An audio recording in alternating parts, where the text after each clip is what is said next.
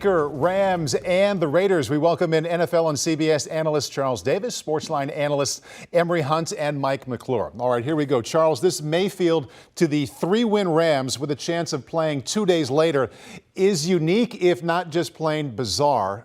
How do you think this is going to play out?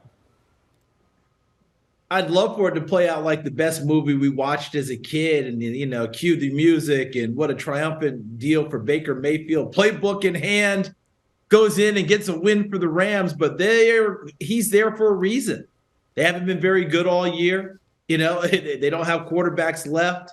If he's going to have to play come Thursday night, we're almost in a desperation mode, and they weren't perking too well with guys who were there and knew their offense and knew their playbook. I would love to come up and give you all that, Paul, and go, oh, yeah, this is going to be fantastic. But I just think that logic dictates that it'll be an absolute struggle. I remember Josh Freeman signing with the Vikings midweek and playing like on a Monday night. And boy, that was abysmal. I hope it's not the same for Baker.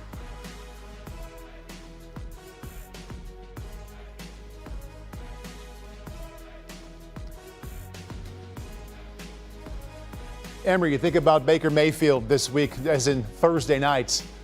Where does your mind go?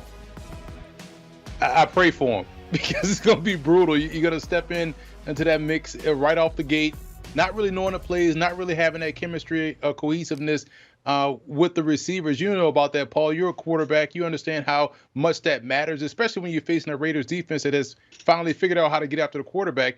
I would definitely stay away from this game from a betting perspective, just from a football perspective. It's just tough for a guy that has had that inconsistency that he has had in his career to come in a primetime spot, let's say 3 days worth of work, and try to get out there and beat a team that's still vying for a final playoff spot. So this is a tough situation, in my opinion, for Baker Mayfield to step in.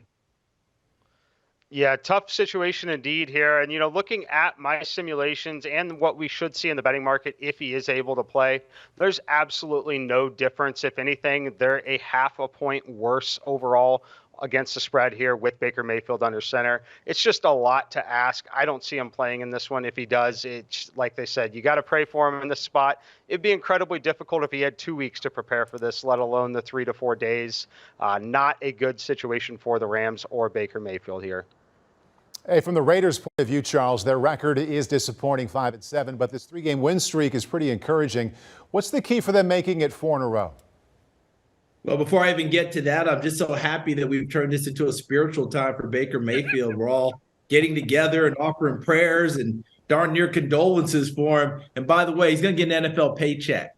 I think he's going to be all right no matter how it turns out.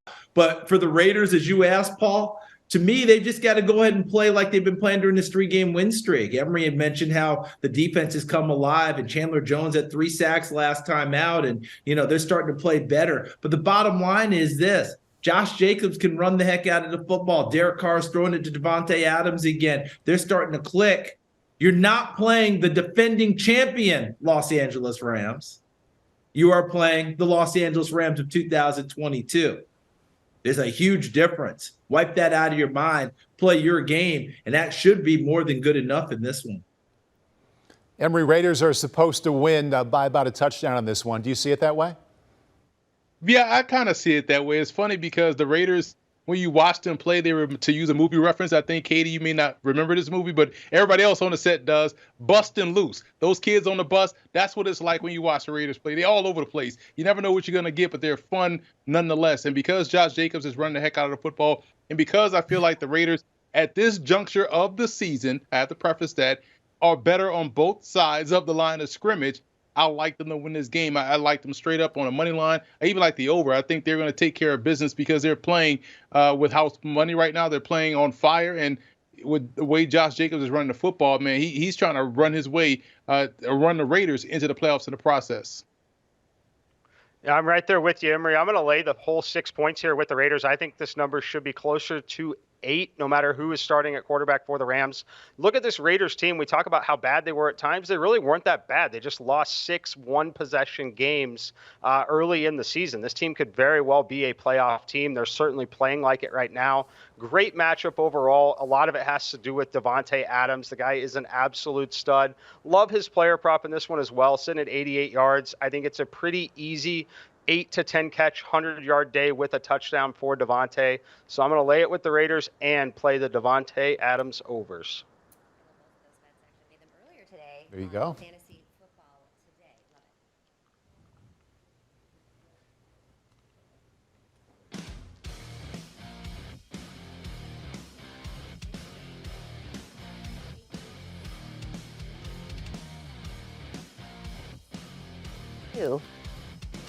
Hey, with the quarterback uncertainty surrounding LA that we've talked about, the public is backing the favorite in this one. 78 Caesar Sportsbook are on the Raiders right now.